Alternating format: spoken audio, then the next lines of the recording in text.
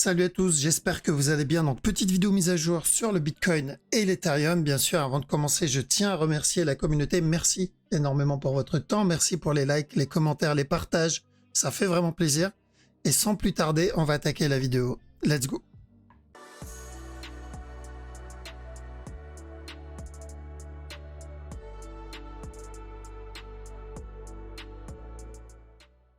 Avant de commencer l'analyse, donc il y a un sujet que j'aimerais aborder avec vous, très important, écoutez bien jusqu'au bout. Donc c'est un sujet qu'on aborde très régulièrement pendant les live Twitch. Donc là, on va parler de mindset. Il y a pas mal de personnes qui découvrent la chaîne, voire même peut-être qui découvrent l'univers du trading en général. Donc le mindset, à savoir, ça représente quasi 80% de ce qu'on fait ici, 90% de ce qu'on fait. Donc c'est très important. Pourquoi je vais en parler? Parce que j'ai eu un commentaire il n'y a pas très longtemps. Un très bon commentaire, attention, le but c'est pas d'afficher ou autre. J'ai trouvé le commentaire très intéressant et je me suis dit, je pense qu'il y a beaucoup de personnes qui pensent comme ça et ça peut être intéressant et pourquoi pas les aider. Donc le commentaire c'est ça, c'est merci pour tes analyses. Par contre, cela doit être frustrant de voir que face à la force d'une news, fake ou non fake, l'analyse graphique est inefficace. Je reste donc perplexe et impressionné à la fois de voir tant d'influenceurs sur YouTube qui passent leur vie la tête dans les écrans.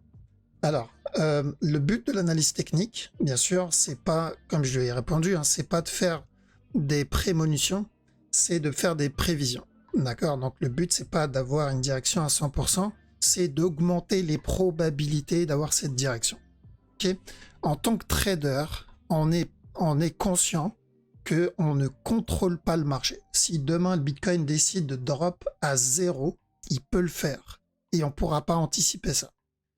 Que ce soit l'analyse graphique ou que ce soit l'analyse fonda, il n'y a absolument rien qui va nous aider à anticiper un gros mouvement à cause d'une fake news ou peu importe. Surtout fake news. D'accord, il n'y a rien. Donc l'analyse technique, c'est là pour augmenter nos chances d'avoir une direction. Donc on sait que 80, peut-être 90% du temps, on est dans la bonne direction grâce à l'analyse technique. Donc est-ce que je dois me concentrer sur les 20% où je peux avoir un imprévu? Non. Je me concentre sur les points où j'ai le contrôle. D'accord? Et j'ai sorti donc l'exemple d'une voiture.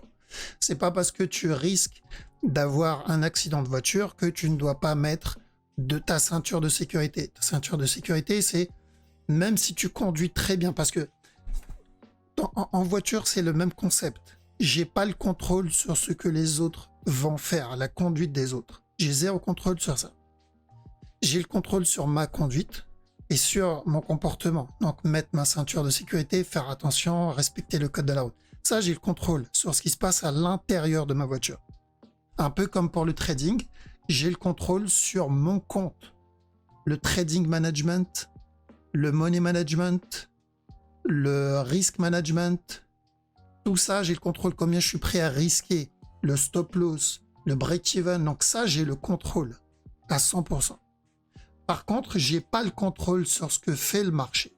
Ça, j'ai zéro contrôle dessus, comme j'ai pas le contrôle sur ce que font les autres conducteurs en bagnole.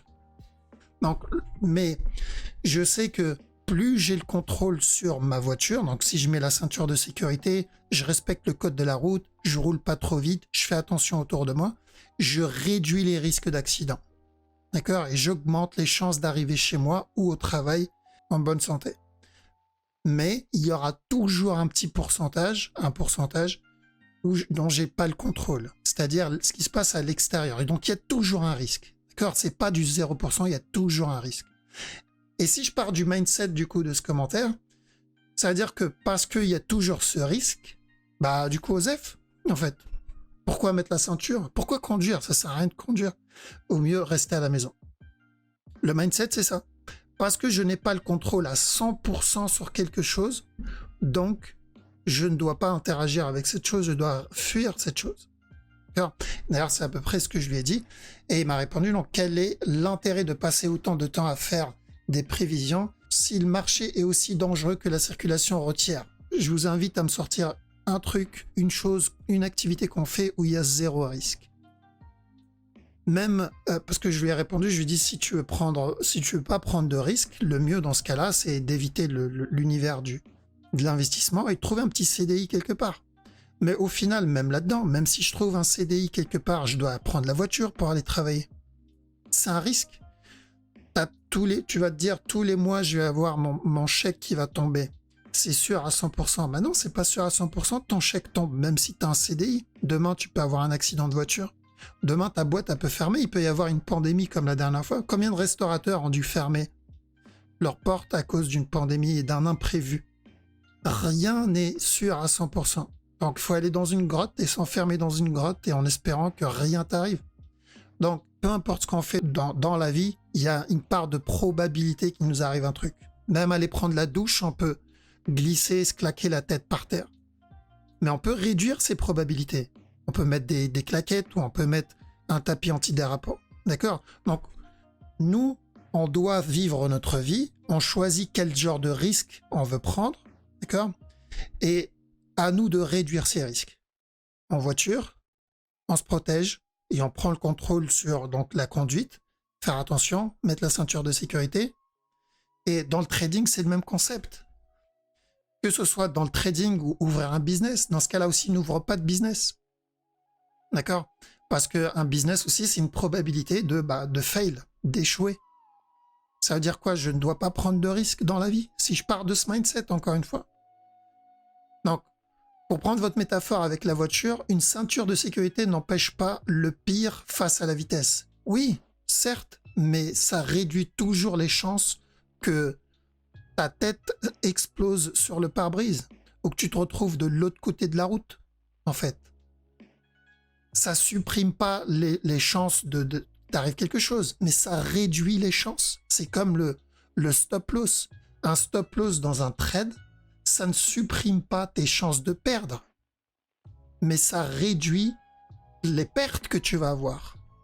Au lieu de perdre tout ton compte, tu vas perdre qu'un pourcentage de ton compte. Et bien là, pareil, la ceinture de sécurité, peut-être au lieu de t'écraser et de tomber d'un ravin parce que tu t'es sorti de ta voiture, et ben la ceinture de sécurité va faire en sorte que tu restes dans ta bagnole. Et peut-être ça évitera un accident beaucoup plus grave que si tu ne l'avais pas. Et la vitesse, donc je continue, la vitesse d'une information, c'est ce qui semble orienter fortement la psychologie des marchés. En conclusion, autant d'efforts et de temps de vie consacrés devant un écran ou dans sa voiture augmentent les chances de l'impact. Vous voyez un peu le mindset, je veux dire, pour moi, ça c'est à ne pas appliquer, mais je parle même pas de trading. Hein. Là, on parle vraiment de la vie de tous les jours. C'est parce qu'il y a un risque, donc je ne dois pas conduire. Parce qu'il y a un risque, donc je ne dois pas investir.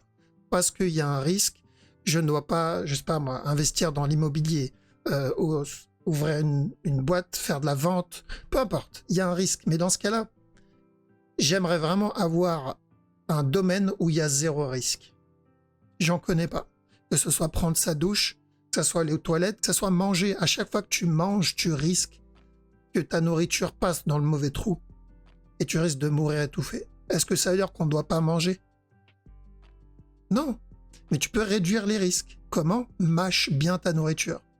Évite de trop parler pendant que tu manges. D'accord? Ça ne veut pas dire que le risque, il est à zéro. Non. Mais tu peux réduire ce risque. D'accord? Donc, c'est toujours une histoire de réduire les risques et augmenter les probabilités. Donc, à quoi sert l'analyse technique? C'est exactement la même chose. C'est réduire les risques et augmenter les probabilités de la direction que tu recherches. Et en même temps, toujours à côté, tu as le money management. Donc, tu prends la décision sur combien tu es prêt à perdre. Le trading management, savoir quand sortir, prendre ses profits, etc. D'accord? Donc, comme ça, il finit avec mieux vaut peut-être rester sur le bord de la route comme spectateur et intervenir pour aider à sauver les rescapés par investir. Non. En fait, là, le truc, c'est qu'avec un mindset comme ça, c'est que tu es même spectateur de ta propre vie. Tu es le spectateur de ta propre vie parce que tu peux rien risquer. Tu as peur d'absolument tout. À cause de cette peur, tu es juste un spectateur. Et j'ai même, on va dire, même pas un NPC en réalité. Donc, je sais plus qui avait dit ça, mais le message c'était Dieu a mis les plus belles choses de la vie de l'autre côté de vos plus grandes peurs. Et je pars du principe que si on doit se baser sur ça, si on doit prendre ces décisions basées sur la peur, on fait absolument rien dans la vie. D'accord? Mais vraiment rien. Donc, oui, si tu as peur et que tu n'es pas prêt à combattre ça, à contrôler ça, le trading, c'est pas vraiment... Enfin, le trading, l'entrepreneuriat en général, hein, le trading, l'investissement, que ce soit dans les actions, que ce soit dans une société, que ce soit dans l'immobilier, peu importe le projet, ce n'est pas fait pour toi si tu te fais contrôler par cette peur. Donc, l'objectif ici, c'est de prendre le contrôle. Dans le trading, dans l'investissement, comment on prend le contrôle? On ne peut pas prendre le contrôle sur la structure, c'est impossible. Mais on peut prendre le contrôle sur notre argent, notre money management, notre risque. Et on peut analyser cette structure pour augmenter nos probabilités d'avoir les bonnes directions. Si on a tort, c'est pas grave, regarde. Si je prends ce cas-là, d'accord? Imaginons je cherchais de la vente ici, moi. C'est ce que je sors là, c'est ce qui s'est passé. Donc on cherche de la vente ici. Mon objectif, c'est ça. L'analyse technique m'indique un haut plus bas. D'accord? Il y a un imprévu. Eh ben, j'ai ma ceinture de sécurité contre cet imprévu. C'est quoi? C'est mon stop loss, c'est mon break-even, c'est mes prises de profit, donc le management en général. Et là, j'ai le contrôle sur ça. Donc, oui, il peut y avoir des imprévus dans la structure, comme dans la vie en général. Si tu manges un hot dog, fais attention à bien mâcher. D'accord? Donc, faites très attention, les amis, à pas vous faire contrôler par ça. Le monde du trading, c'est pas un jeu. C'est pas j'arrive et j'ai une solution miracle qui va me donner la direction à 100%. Il n'y a absolument rien, que ce soit dans le trading, dans l'investissement, dans la vie, qui existe, qui peut nous donner des probabilités à 100%, même la météo. Dans ce cas-là, pourquoi? Parce que des fois, ils annoncent de la pluie, il fait beau. Donc parce que la météo se trompe de temps en temps, ça veut dire qu'on doit arrêter de faire des prévisions météo? Si on part de ce principe, hein. Parce qu'il y a un pourcentage, donc une petite probabilité où ça s'invalide, on doit arrêter. Non. Le trading ou la vie en général ne marche pas comme ça. Faut pas vivre basé sur la peur et basé sur les petites probabilités. Si les probabilités sont de ton côté, vas-y. Essaye de les augmenter au maximum, mais il faut y aller. D'accord? Parce que le mindset, c'est vraiment ce qui va vous détruire, que ce soit dans le trading ou ailleurs. C'est la peur. Ok. Je suis en weekly ici, je vois le marché me donner un gros drop, d'accord? Ou même en monthly. On est là, je vois le marché me donner ça. La peur va m'empêcher d'acheter ici. Ah ouais, ça sert à quoi? Le marché, il a déjà chuté de combien? 50%? Pourquoi je vais acheter? Il peut chuter plus. Oui, mais quelles sont les probabilités? Quels sont les probas qu'il remonte par rapport à ce qui continue à chuter à zéro? Bah là, c'est l'analyse technique qui va rentrer en compte. C'est le fonda en général qui va rentrer en compte. Je vais regarder, ok, bon, si je regarde par rapport au passé de cette crypto, malgré ce drop, on est quand même dans une grosse tendance haussière. Par rapport au zéro, on est toujours dans les 28 000. On n'a même pas atteint le dernier plus haut une deuxième fois. D'accord? On est toujours dans la même zone, donc on est toujours dans une tendance haussière. Le Bitcoin, c'est quelque chose de solide. Beaucoup de gens croient au Bitcoin. Donc le fonda, il est très bien. La technologie, elle est très bien. Et la structure, elle est bonne aussi. Donc, est-ce que je me base sur ma peur parce que j'ai ce gros drop et je me fais caca dessus? Et dans ce cas-là, c'est le cours de Pampers qui va monter à la place du Bitcoin. Ou est-ce que je me dis, ok, je vais manager mon risque? C'est une bonne opportunité, je pense. Mais pour me protéger, je vais investir ce que je suis prêt à perdre. D'accord? Et c'est tout. Je vais faire des petits DCA. Je vais mettre un petit billet de temps en temps. Au lieu de m'acheter un paquet de clubs, je vais m'acheter un peu de Bitcoin. Au lieu d'aller au resto, je vais acheter un peu de Bitcoin. Et là, je contrôle justement ce risque-là. Si je chute demain, j'aurais pas perdu plus que ce que j'étais prêt à perdre. Mais s'il augmente, et les probabilités sont plutôt de ce côté-là, je suis content. Donc c'est toujours un risk management, c'est vraiment gérer ce risque-là. D'accord? Donc est-ce que c'est frustrant? Pas du tout. Pas du tout, ça fait partie du métier. C'est pas la première fois, ça sera pas la dernière fois, parce que je sais que 80% du temps, je suis dans la bonne direction et les 20-10% restants, je suis protégé. J'ai un système qui me protège, j'ai mon stop, mon money management, etc. qui me protège. Donc, pas du tout frustrant. D'accord, ça fait partie du taf. Est-ce que c'est frustrant que je peux glisser à tout moment dans ma salle de bain? Non. Dans ce cas-là, te lave pas. Tu vas puer toute ta vie. Mais là, il y aura d'autres problèmes. D'accord? Donc, ne vivez pas dans la peur, les amis. Sinon, c'est vraiment pas le domaine pour vous. Et il n'y a aucun domaine qui est vraiment adapté aux personnes qui ont peur de prendre des risques. Vraiment aucun. Bon, voilà, c'était un peu lent, mais je voulais aborder ce sujet parce que je sais que, surtout quand on débute, on a tendance à paniquer dès qu'on voit une bougie. Bon, les anciens, vous savez très bien que c'est pas ce genre de mouvement qui va nous faire peur. On a déjà eu ce genre de gros drop et ce genre de gros drop quand on a anticipé des semaines, des mois à l'avance. Et malgré ça, on a continué à faire notre analyse et on a continué à trade et à prendre quasiment chaque mouvement en interne. Parce qu'on ne trade pas avec la peur. D'accord? On trade avec les probabilités. Et on met toujours les probabilités de notre côté et on suit ça. Ok? Bon allez, on va attaquer l'analyse. Donc désolé pour ceux qui savent déjà tout ça. Hein. On en a déjà parlé plusieurs fois sur Twitch, mais là c'était plus pour la communauté YouTube, surtout ceux qui découvrent un peu plus cet univers.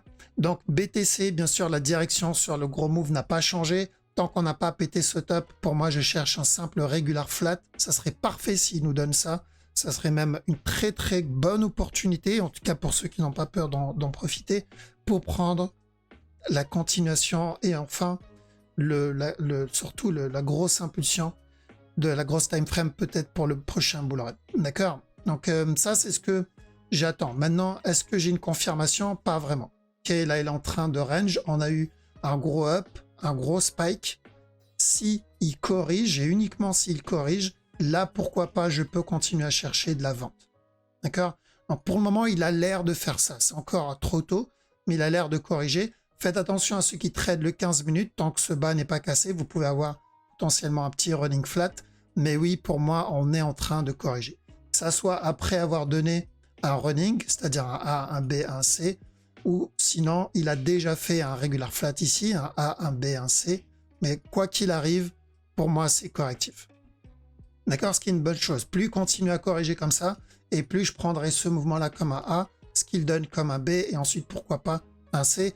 Et après, à voir si ce move va valider la direction daily. Ok? Donc, on le laisse corriger tranquillement.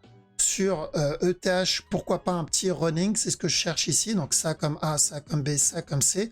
Et après, revenir péter le bas. D'accord? Sur la structure au-dessus, je pense qu'on est juste sur un A, là-dedans, ce mouvement-là. Donc, attendre que ce A me donne au moins une structure corrective, c'est-à-dire ça.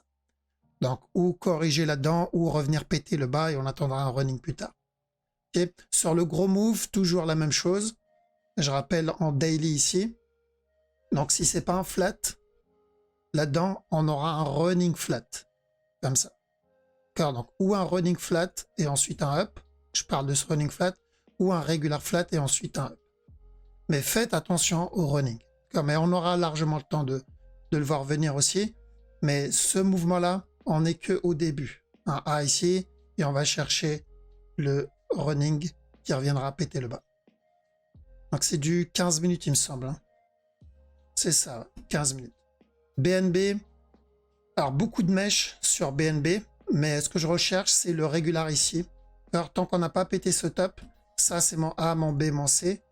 L'idée, c'est de revenir tester ce bas. Ok, je supprimerai cette analyse uniquement s'il corrige. Mais pour le moment, c'est pas le cas. Donc encore un petit drop. Le dot, casser le bas. Là-dedans. Il y a un petit flag en cours. Ça doit être aussi du 15 minutes, il me semble. Ouais, j'ai l'impression que c'est ça, c'est du 15 minutes. Donc on termine ça et ensuite on reviendra péter ce bas.